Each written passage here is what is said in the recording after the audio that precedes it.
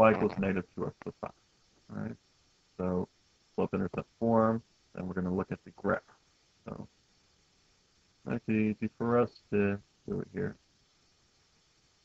Okay, so they give us a graph. And if I have my domain meter going, you should see that, oh, I should be beeping all this time as I'm moving from left to right, because if I look up and down, there's always a value, always a time when I have something being graphed. And if I move my graph,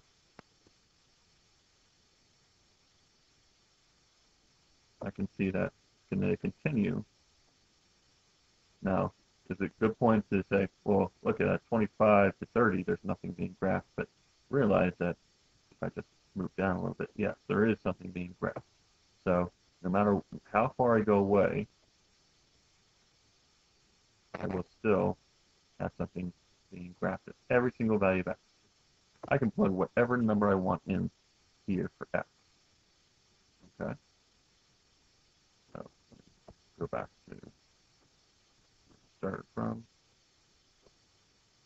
Okay, so this is what they graph for us first. Now my range meter, same situation. And this is, we've talked about kind of end behavior also. If you look at the graph, where it's going to keep going, it's going to keep going up forever. On the right-hand side, it's going to keep going down forever. Continue going down. So if I think about my range meter, I'm going to have stuff down here forever because my graph is going down. And if I go up, it should be beeping the whole time. My range meter should be beeping, beeping, beeping, beeping, beeping, all the way up. And it's continue to go up as I move. Okay? So for this case, my domain is all real numbers. My range, all real numbers. All right, so another form of an equation, 3x minus 4y equals 15, standard form. You can, if you're going to graph it, you can rearrange it into slope-intercept, or you can use the intercepts, or you can just use the computer do it for you.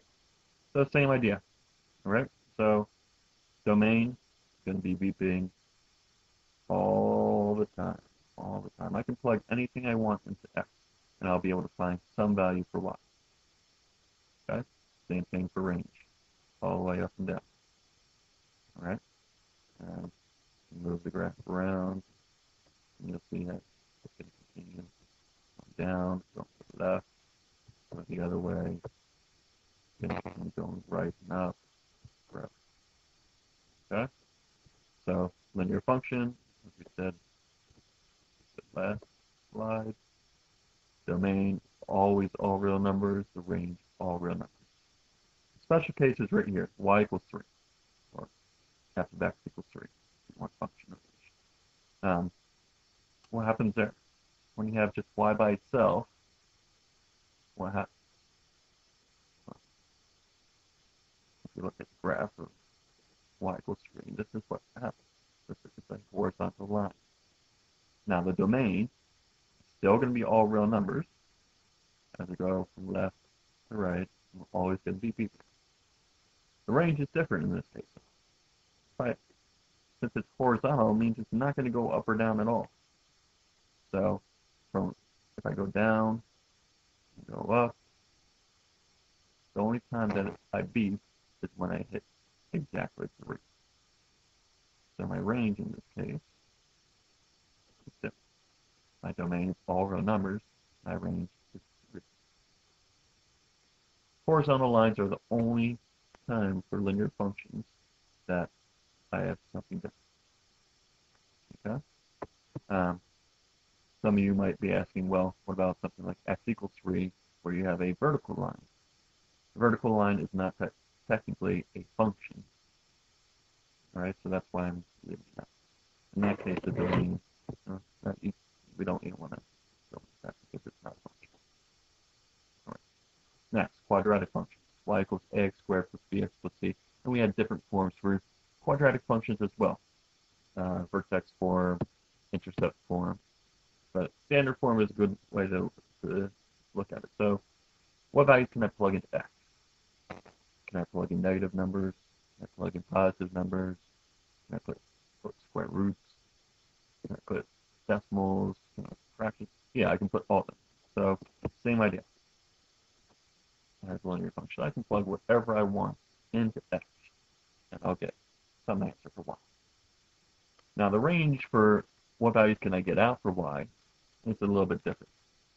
If you think about a quadratic function graph, it's in the shape of a parabola, or a U upside down U. And with that, we talked about there being a minimum or a maximum depending on what shape it was. So it's a U or upside down. So if there's a minimum or a maximum, that means that the y values won't extend beyond that. There is either a low point where I can't have any y values below it, or there's a high point where I can't have anything above it. So the range is not all real values. Okay? So the y values are restricted because of this minimum maximum value, which is our vertex. And we know how to find the vertex, which will help us. So let's look at a couple of examples so we can